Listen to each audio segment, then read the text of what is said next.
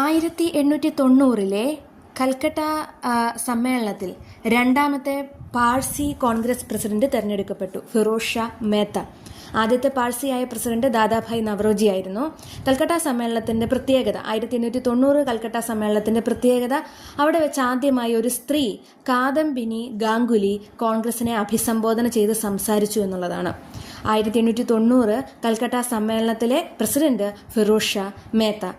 അടുത്ത സമ്മേളനം 1891 നാഗ്പൂരിലാണ് നടന്നിട്ടുള്ളത്. നമ്മൾ ഓർക്കേണ്ട കാര്യം അവിടെ ആദ്യമായി ഒരു ദക്ഷിണേന്ത്യക്കാരൻ കോൺഗ്രസ് പ്രസിഡന്റായി എന്നുള്ളതാണ്. പി അനന്ത ചാർലു എന്നായിരുന്നു അദ്ദേഹത്തിൻ്റെ പേര്. പി അനന്ത് ചാർലു ആദ്യത്തെ ദക്ഷിണേന്ത്യൻ പ്രസിഡന്റ്. വളരെ പ്രധാനപ്പെട്ട സെഷനുകൾ മാത്രം പറഞ്ഞു പോകാം. കംപ്ലീറ്റ് സെഷൻസ് ഒന്നും ഓർത്തിരിക്കുക എന്നുള്ളത് പ്രായോഗികമായി അല്ല. 1896 കൽക്കട്ട സെഷൻ പക്ഷേ വളരെ പ്രധാനമാണ്. 1896 വീണ്ടും ഒരു കൽക്കട്ട സെഷൻ നടക്കുകയാണ്. അന്ന് പ്രസിഡൻ്റായിരുന്നത് റഹ്മത്തുള്ള സയാനിയാണ്. 90 ഫിറോസ് ഷാ മേത്തയായിരുന്നെങ്കിൽ 96 കൽക്കട്ട സെഷനിൽ റഹ്മത്തുള്ള സയാനി ആയിരുന്നു അധ്യക്ഷ സ്ഥാനത്ത്. അദ്ദേഹം ആ സ്ഥാനത്തെത്തുന്ന രണ്ടാമത്തെ മുസ്ലിമാണ്. ആദ്യത്തെയാൾ നമുക്കറിയാം ബദറുദ്ദീൻ തൊയാബ്ജി ആയിരുന്നു. 1896 കൽക്കട്ട സെഷൻ വന്ദേ മാതരം ആദ്യമായി ആലപിക്കപ്പെട്ടു. ഇതാണ് ഏറ്റവും പ്രധാനം. വന്ദേ മാതരം ആലപിക്കപ്പെട്ടു. 1950 മുതൽ സ്വാതന്ത്ര്യത്തിന് ശേഷം ഇന്ത്യയുടെ ദേശീയ ഗീതമാണ് വന്ദേ മാതരം. ബങ്കിം ചന്ദ്ര ചാറ്റർജിയുടെ ആനന്ദ മഠത്തിൽ നിന്നെടുത്തിട്ടുള്ള ഗാനമാണ്.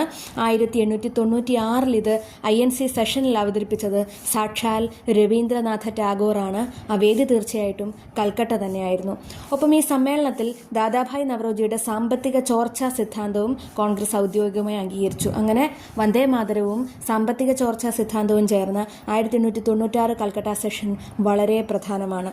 1897 അമരാവതി സെഷൻ നടന്നു. അമരാവതി ഒരിക്കലേ വേദിയായിട്ടുള്ളൂ.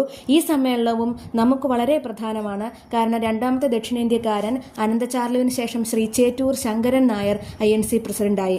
ആ പദവിയിലെത്തിയ ഏക മലയാളിയാണ് ചേറ്റൂർ ശങ്കരൻ നായർ. അദ്ദേഹം പാലക്കാട് ജില്ലയിലെ മങ്കരയിലാണ് ജനിച്ചത്. കോഴിക്കോടും മദ്രാസിലുമൊക്കെയായി വിദ്യാഭ്യാസം പൂർത്തിയാക്കി. അഭിഭാഷകനായി. പിന്നീട് മദ്രാസ് ഹൈക്കോടതി ജഡ്ജി വരെയായി അദ്ദേഹം സേവനമനുഷ്ഠിച്ചു. 1912 സർ പദവി നേടി. 1915 വൈസ്രോയിയുടെ കൗൺസിലിൽ അംഗമായി.